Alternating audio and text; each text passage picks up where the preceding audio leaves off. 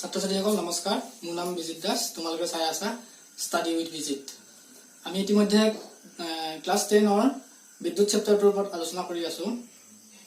আজি মই বিদ্যুৎ প্ৰবাহৰ তাপীয় ক্ৰিয়াৰ ওপৰত আলোচনা কৰিব ওলাইছো, heating effect of electric current. এতিয়া বিদ্যুৎ প্ৰবাহৰ তাপীয় ক্ৰিয়া কি? আমি ইতিমধ্যে পাই আহিছো যে বেটেৰীৰ কোষৰ ভিতৰত ঘটা ৰাসায়নিক বিক্ৰিয়াই ইয়াৰ প্ৰান্ত যুগলৰ মাজত বিভৱ ভেদৰ সৃষ্টি কৰে আৰু বেটাৰীটোৰ লগত সংলগ্ন ৰোধকৰ সজ্জা এটাৰ মাজেৰে ইলেক্ট্ৰন সঞ্চাৰিত কৰি বিদ্যুৎ প্ৰবাহ চালিত কৰে। এই প্ৰবাহ বৰ্তাই ৰাখিবলৈ হলে উৎসটোৱে অবিৰতভাৱে শক্তি খৰচ কৰি থাকিব লাগিব, হয়নে? তেনেহলে এই শক্তিখিনি কলৈ যায়? তোমালোকে ভাবাচোন, প্ৰবাহ বৰ্তাই থাকোতে উৎসটোৱে খৰচ কৰা এই শক্তিৰ এটা অংশ ধৰি লোৱা কিবা কামত ব্যৱহাৰ হয়। এতিয়া লাইট এটা জ্বলোতে যিখিনি শক্তি খৰচ হয়, বা ফেন এখন চলি থাকোতে যিখিনি শক্তি খৰচ হয়, টিভি এটা চলি থাকোতে যিখিনি শক্তি খৰচ হয়, বাকীখিনি শক্তি কলৈ যায়? তোমালোকে মন কৰিছা যে ফেন এখন চলি থাকিলে কিছু সময় চলি থাকিলে গৰম হৈ যায়, টিভিটো চলি থাকিলেও গৰম হৈ যায়। যিকোনো মেচিন এটা আমি যদি বহুত সময় চলাই থাকো সি গৰম হৈ যায়। তাৰমানে এটা অংশ সেই বিদ্যুতৰ ফেনখন চলিবলৈ বা লাইটটো জ্বলাবলৈ বা টিভিটো চলাবলৈ এটা অংশ খৰচ হয়, বাকী শক্তিখিনি কি হয়? তাপ শক্তি হিচাপে ওলাই যায়। তোমালোকে নৱম শ্ৰেণীত কাৰ্য আৰু শক্তিৰ বিষয়ে এইখিনি পাইছিলা অলপ। শক্তিবিলাক তাপো এটা শক্তি, তাপ শক্তিলৈ ৰূপান্তৰিত হয়। শক্তিৰ সৃষ্টি বা ধ্বংস নহয়, শক্তিৰ ৰূপান্তৰহে হয়। তেনেহলে এই তাপ শক্তিটোক আমি মেগনিটিউড কেনেকে কৰিম? তাপৰটো মান এটা কেনেকে উলিয়াম? সেইটো মই উলিয়াই আছো। তাৰ আগতে এই যে তাপ শক্তিলৈ ৰূপান্তৰিত হল, এতিয়া এই তাপ শক্তিখিনি যদি আমি কি কৰো, ৰোধকটোক সম্পূৰ্ণভাৱে ৰোধকীয় কৰি দিওঁ, তেতিয়াহলে কি হব? যদি আমি একো কামতে খৰচ নকৰো, ফেনখন চলাবলৈ যিখিনি বিদ্যুৎ শক্তি খৰচ হয় আমি যদি খৰচ নকৰি সম্পূৰ্ণভাৱে ৰোধকীয় এটা ৰোধকেৰে সজাই দিওঁ, তেতিয়া কি হব? সেই শক্তিখিনি গোটেইখিনি শক্তিয়ে তাপ শক্তিলে ৰূপান্তৰ হৈ যাব। তেনেকুৱা আমি বৈদ্যুতিক ইস্ত্ৰিত কি হয়? বেলেগ কামতো খৰচ নহয়, অকল তাপলৈ পৰিৱৰ্তন হবলৈ ব্যৱহাৰ হয়।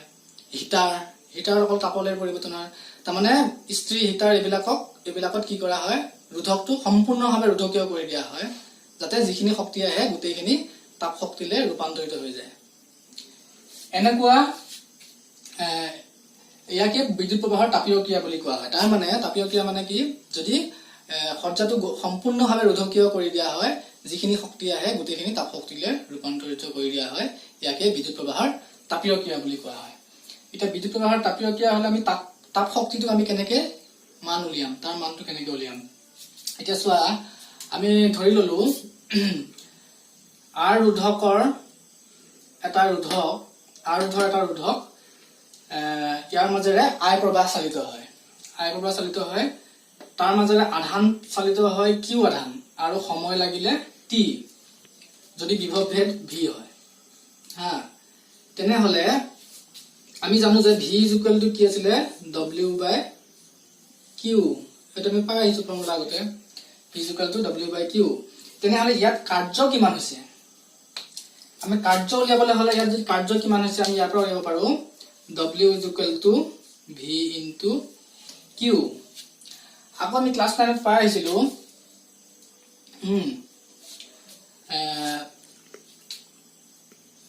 ক্ষমতা আছিলে কি? ক্ষমতা P কেনেকে উলিয়াও? কাৰ্য W by D, কাৰ্য একক সময়ত হোৱা কাৰ্যকে ক্ষমতা বুলি কোৱা হয়, হয়নে?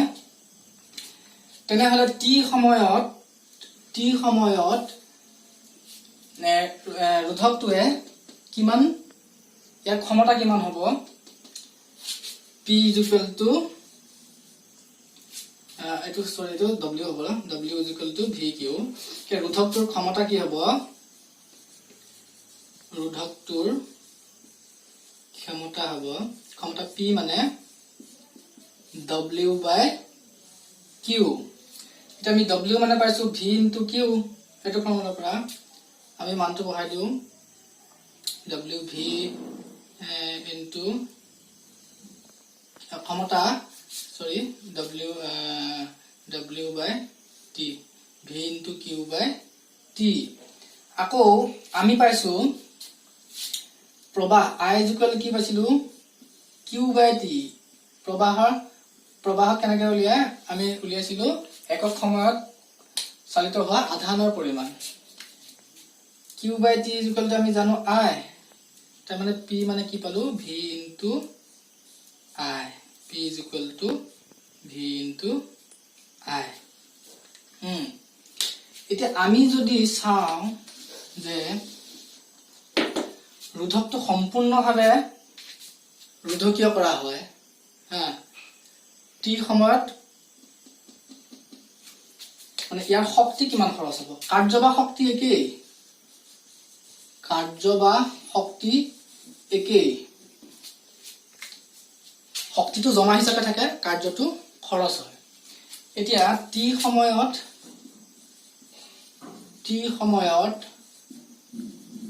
বৰ্তনীটোৱে যোগান ধৰা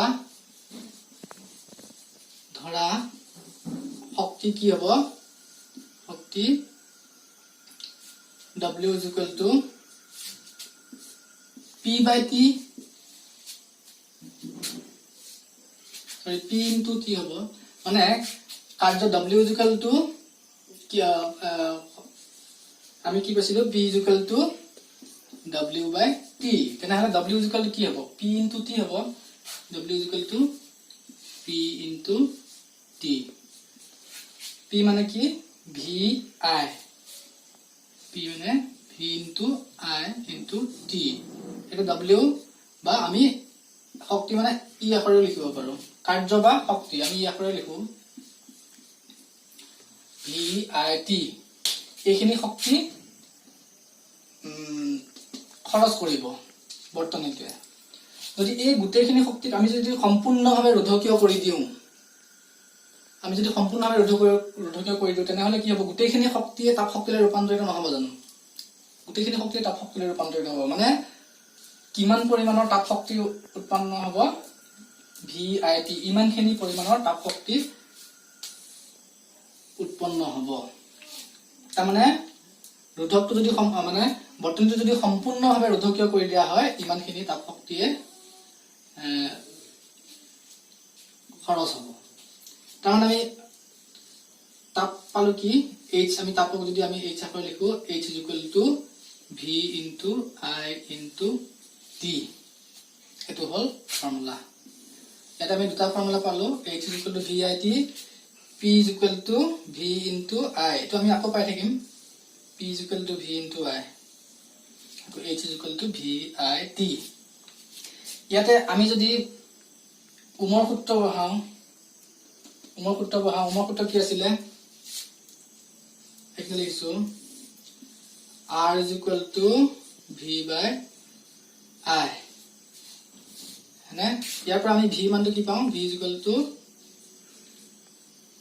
I into R V মান যদি আমি ইয়াত বহাই দিও I into R into I into T কি পাম I square RT H তাপ ওলোৱাৰ এইটো এটা ফৰ্মুলা এইটো মই সূত্ৰ লগালে আৰু এটা ফৰ্মুলা উলিয়াব পাৰো এইটো ইয়াৰ পৰা উমৰ সূত্ৰ যদি আমি ইয়াৰ পৰা I V by R বহাও I V by R I খনে যদি আমি V by R বহাও তেতিয়া বেলেগ হ'ব H মই ইয়াৰ পৰা আনিছো V টো থাকিলে I V by R যদি আনো into T V square T by R হ'ব V square T by R এইটো এটা ফৰ্মুলা পাম আমি ইয়াৰ পৰা এতিয়া আমি এতিয়ালৈকে কি ফৰ্মুলা পালো এখানে বুজি পাইছা নিশ্চয় P V into I ইয়াতো মই সূত্ৰ প্ৰয়োগ কৰি আমি বেলেগ বেলেগ সূত্ৰ পাব পাৰো এটো মই কম পিছত H VIT আৰু H I square RT এটা চোৱা কিতাপৰ আমাৰ 217 পেজৰ উদাহৰণটো বুজাই দিছো। উদাহৰণ 12.10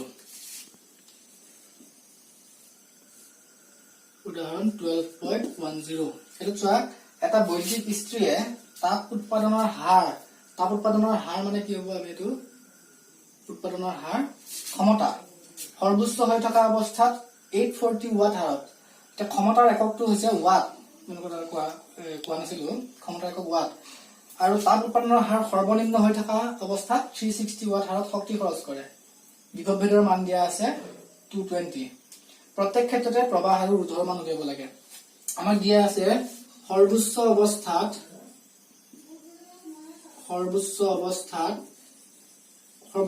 মানে কি সৰ্বোচ্চ অৱস্থাত তাপ উৎপাদনটো যেতিয়া সৰ্বোচ্চ হৈ থাকে তেতিয়া কি দিয়া আছে P = কিমান P = 840 ওয়াট।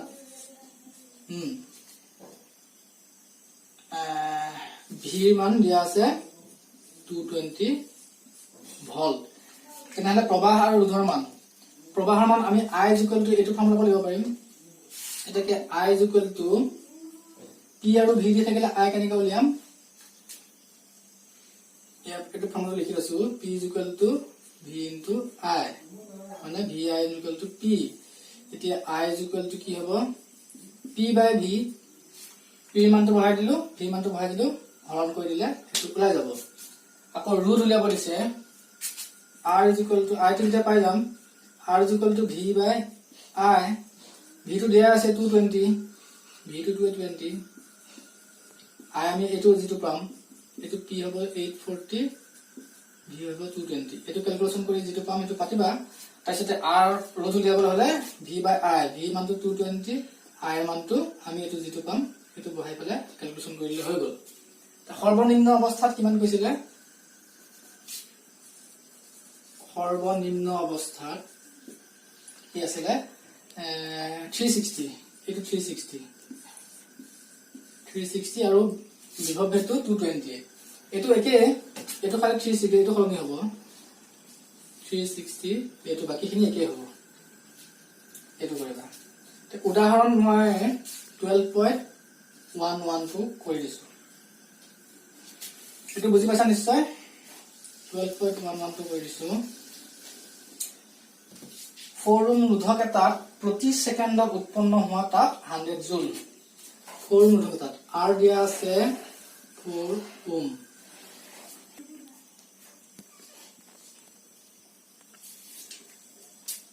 R টো 4 ওহম, T টো দিয়া আছে প্ৰতি সেকেন্ডত মানে T টো 1 সেকেন্ড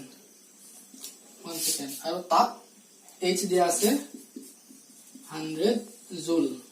তাপটো যেহেতু শক্তি ইয়াৰ এককটো জুল হ'ব। দুই ৰোধকটোৰ দুই মূৰৰ মাজত বিভৱ ভেদ উলিওৱা, V উলিয়াব দিছে। এটা দিয়া আছে R দিয়া আছে, T দিয়া আছে, H দিয়া আছে, V উলিয়াব লাগে। আমি যেহেতু H দিয়া আছে আমি H ৰ দুটা ফৰ্মুলা পাইছো। H = VIT, H = I² R × T। এটো পাইছো V² T/R এটো পাইছো। এতিয়া আমি ডাইৰেক্টলি H = VIT এখিনি মুছি দিও, এখিনি লিখা আছে যেটা V² T/R এটো লিখি থওঁ H = V² T/R। এই আমি এই ওমৰ সূত্ৰৰ পৰা আমি তিনটা ফৰ্মুলা উলিয়াব পাৰো।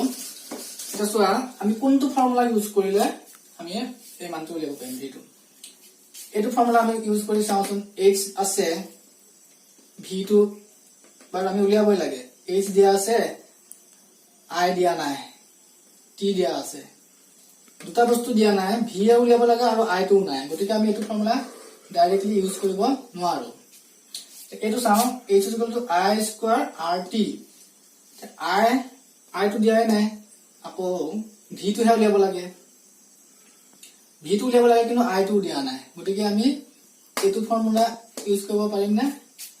ডাইৰেক্টলি এটো নোৱাৰো, এটো নোৱাৰো। আমি দেখিছো যে দুইটাৰ পৰা আমি প্ৰথমে প্ৰবাহটো I মানটো উলিয়াই লবই লাগিব। I মানটো উলিয়াই লোৱাৰ পিছতহে আমি V টো উলিয়াব পাৰিম। H = V² T/R। এইটো পাৰো। H = কিন্তু ভি স্কোৱাৰ টি বাই আৰ এইটোত আমি বৰ্গমূল উলিয়াব লাগিব আৰু এইটো কৰি দেখাই দিছো আৰ টি ফালে আহিলে এইচ আৰ হ'ব ভি স্কোৱাৰ টি মানে V square T is equal to H R এতিয়া ভি স্কোৱাৰ টি টো এফালে হ'লে এইচ আৰ বাই টি মই কি লিখিছো V square is equal to H ৰ মান কিমান 100 আৰ ৰ মান 4 টি ৰ মান 1 100 into 4 400 v square 400 to v বৰ্গমূল হ'ব 400 মানে v মান কিমান 20 আমি এটা ফৰ্মুলা উলিয়াব পাৰিলো কিতাপত এটা বেলেগ দিয়া আছে হেতু মই কৈ দিছো এখিনি স্ক্ৰিনশ্বট লৈ ল'ব পাৰা 20 ভল্ট হ'ব এটো ফৰ্মুলা ইউজ কৰি আমি কৰিব পাৰিলো নহলে আমি আই টো যদি বেলেগকে উলিয়াই লওঁ সো আইটো মই কৈ দিছো এটো ফৰ্মুলাৰ পৰা I square RT is equal to H টো মই কিফালে পাতিলো I square is equal to H by R into T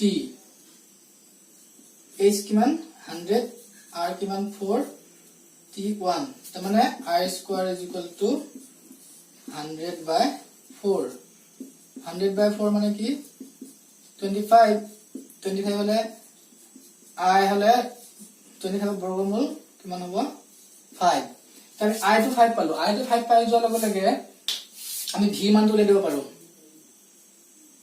v মানটো পাৰো না কুমাৰ সূত্ৰৰ পৰা v is equal to I into R I কিমান 5 R কিমান 4 5 4 গুণ 20 ভল্ট এনেকৈ উলিয়াব পাৰো এবাৰ প্ৰশ্নাৱলী 218 পেজত 218 পেজটো কৰি দিছো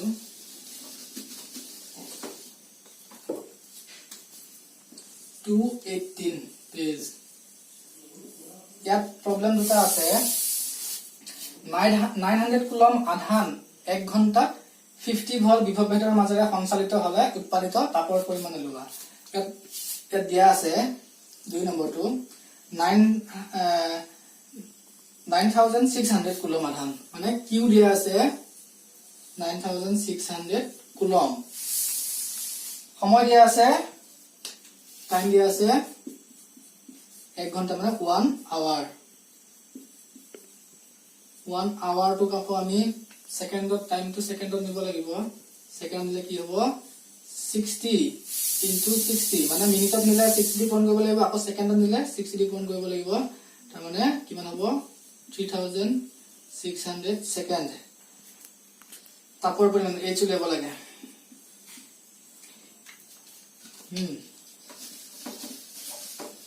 আমি এটো চোৱা h কি পাইছিলো h is equal to VIT